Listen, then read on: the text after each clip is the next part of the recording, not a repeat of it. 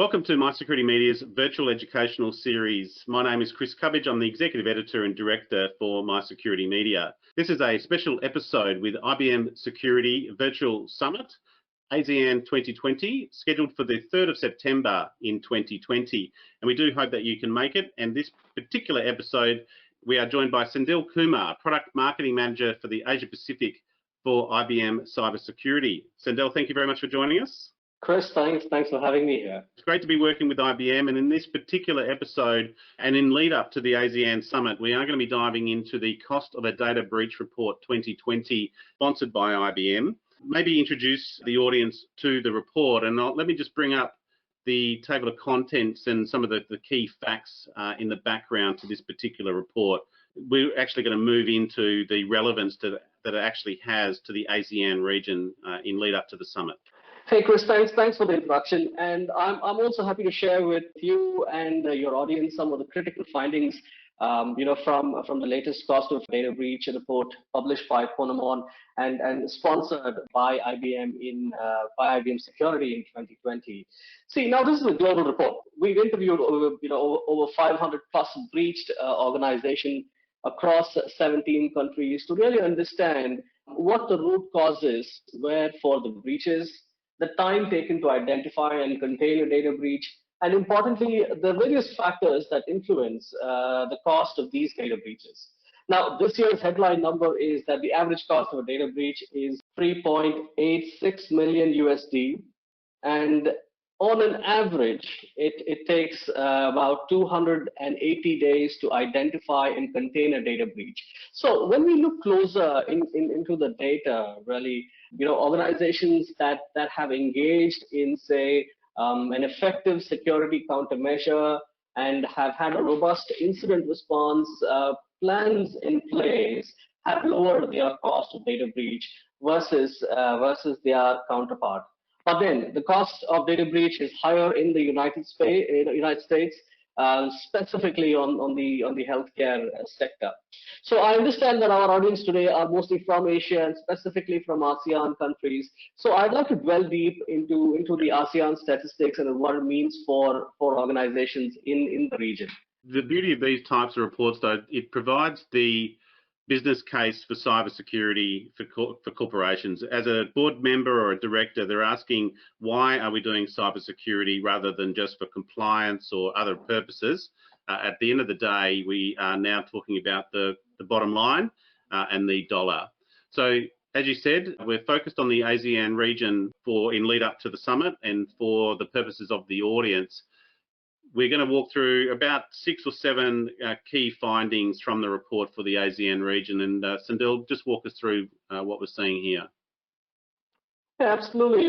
This is very interesting, right? So when we look at the average cost of a data breach, right, specifically for ASEAN, now the value that I'm going to be quoting here is in Singapore dollars, right? So the average cost has been increasing, constantly over the last 4 years, if you see from the graph here, right? So in 2020, the study reveals that the cost of data breach is 3.85 million Singapore dollars, right? So that has been an increase even from last year, approximately an 8% increase from 2019, right? So Chris, the takeaway for us and the audience here that yes, the cost of every breach, the organizations are paying more year on year, right? So that's a big takeaway here. And the average cost per record of data breach is also taking a similar trend. Yes, it is. In fact, once again, the data speaks for itself, right? So when we look at the cost per lost or stolen record, as per the 2020 study, there has been a constant increase, and from 2019 to 2020, we see a 14% increase, right? Yeah. So it is now $201 per Sing dollar per lost record. Well, compared to 2017. So that is a significant, increase even from, the cost per lost or stolen record, right? I was just going to say, and about a 25% increase since 2017. So That's a significant rise. And the top three industries is another key aspect, particularly we see this across the region, but also likewise for the ASEAN region. That's true. The cost of a data breach depends upon various factors. But when we do a deep dive to see specifically from an ASEAN perspective, what are our top industries, right? The one which really stands out for us is your financial industry, your technology, and your transportation, right? So these are the top three industries that we have called out this year. What are the causes, right? That's very critical. Right? Why is it happening? What are the real causes here? I would call out on three major aspects, right? So as we all know, one is around the malicious attacks. So that's the highest. That includes your ransomware, your phishing attacks, and then we have the element of human error, right? So that could be cloud misconfigurations that we've seen in the recent past, and also the identity and access management, misconfiguration. So that's another reason why we see that the cost of data breach has been increasing, and very rightly, right? So I just want to call out malicious attacks, right? Really, add up to $4.1 million as an average cost of a data breach, right? Followed by your system glitches and the human error. I'd imagine if that was the other way around, there'd be a lot more focus on awareness if the human error was up that high compared to malicious attack. But at least it's the lowest. That's an interesting way to look at it, right? Yes, that would be correct. But you know what, Chris? These days, cybersecurity is not something that ends at the CISO or the CIO level. Organizations are taking, cognizant steps to ensure that it is elevated to a board discussion. All board members are aware in terms of what the ramification would be if there is a cybersecurity attack, and they do have that plan in place, right? So I would imagine that organizations, at least from an ASEAN point of view, are quite aware of the cybersecurity challenges, and it has been elevated to a board level as well. And across the organization also.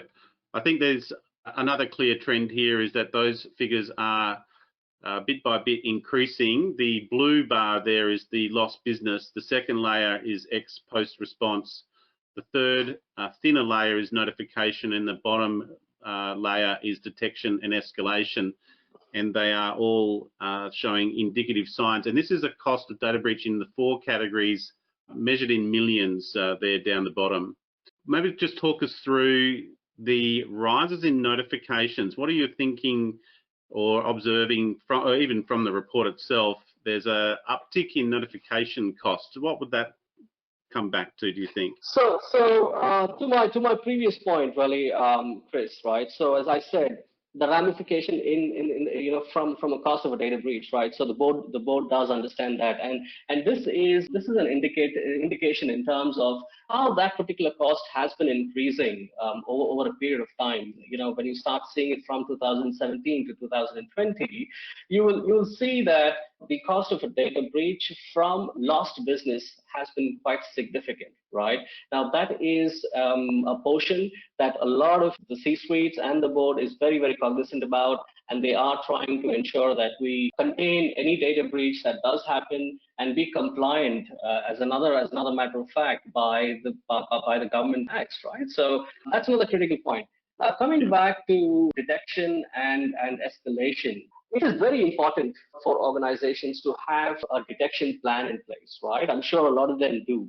But more important to that is the incident response plan, right? So yes, I have now detected a threat. What do I do next? Who are the various people in my organization who will need to be responding back in case of a cyber attack? And do I have an incident response playbook in place, right? So what does my IT team need to do? What does my security analyst will need to do? And at the same time, how does my press react to a cyber attack? So these are, this is a comprehensive plan that needs to be put into place. And I would imagine that organizations who do have this playbook or the incident response playbook in place, if they've done a few drills, that will actually help them in containing these data breaches, and also the cost that is involved in case they get there. It is a fair point, though, to note is that the cost of a notification has doubled since 2017, and from my observations, that's probably indicative of an increase in regulation. Also, Singapore is a good example of their notification legislation during that period as well. So there's obviously those costs and legal costs around that also.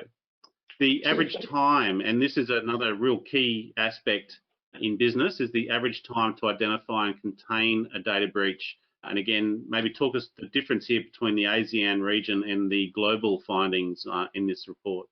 This is an interesting slide, Chris. Right. So when we do a quick comparison between how's global faring against ASEAN, right? So from an ASEAN perspective, we are still taking many more days to identify a breach, and just a few days, plus 3 days to contain it, really, right? So this is just indicative for organizations in the region to see how well they are faring against their counterparts across the globe, right? Yep.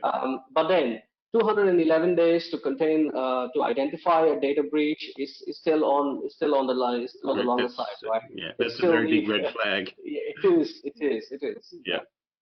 And at the same time, the root causes of the data breach, so the average time to identify and contain a breach by root cause, and we looked at the three earlier: malicious attack, human error, and system glitch.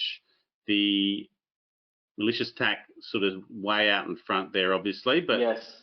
Also concerning, I would suggest, is the human error. They're still taking 192 days to find that human error as a root cause, and that time to identify and time to contain there's still a big gap there.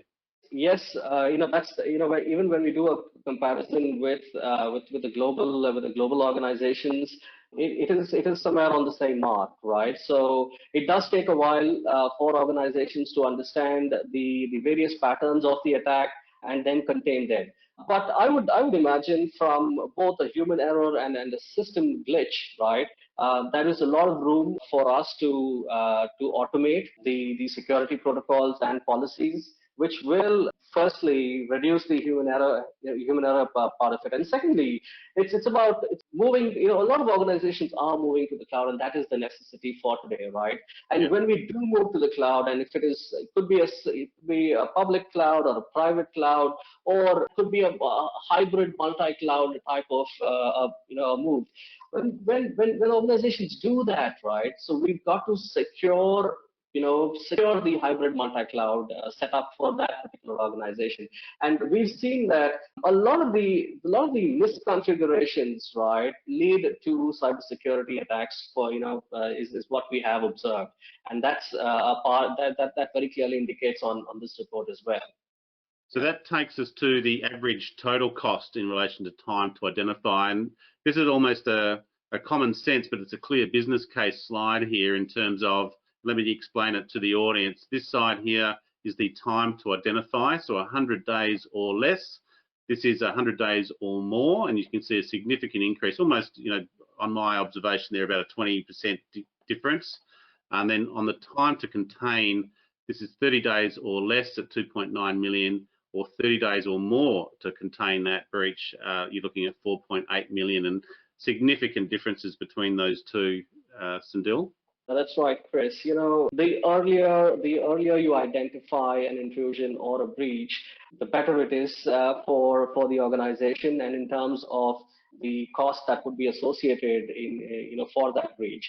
And very clearly, if it is going to exceed 100 days, organizations will end up paying a hefty fee for that breach, right? So this is a very straightforward chart that we'd like to show. More importantly, we will also need to consider the compliance factor, right? The government regulatory factors when it comes to the data breaches, right? So that would also play a big role in the total cost if it exceeds a certain number of days, right? And that depends by industry, right? So when we look at the numbers, it just tells you the story. It's best to identify and contain the breach at the earliest. Yep. Or to prevent it altogether would be ideal, obviously. Look, that's we've covered off most of that in terms of the ASEAN region. Sendil, thank you very much for those insights. Obviously, the report itself is available on the My Security Marketplace or directly from IBM Security also. While we're working with IBM Security for the virtual summit in ASEAN 2020, we'll be sharing all of these socials out. So for our general audience, those links will be available on this particular video also.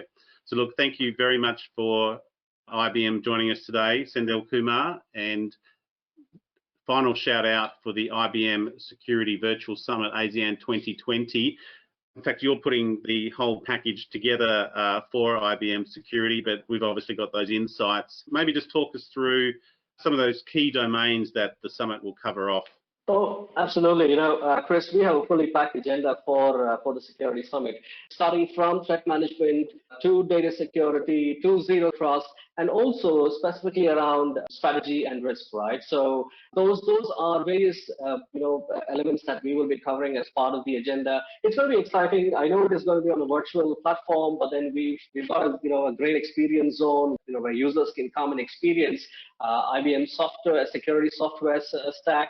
And at the same time, we've also got our SMEs and our consultants as part of the Security Summit. This would be a great opportunity for users to come and engage with them, and vice versa, really, to see if there are any challenges that they might be having and how we can address them together. I think the virtual aspect of it, despite the environment that we're in, the virtual aspect allows the ASEAN region to come together, I think, not just to engage with IBM Security, but also network amongst themselves. The agenda looks great. The idea of the virtual summit also allows multiple players in the team, in their cybersecurity teams, to attend as well, which allows that organisation to attend rather than just that one person attending a conference. I think the virtual environment provides a lot more dynamics for a team.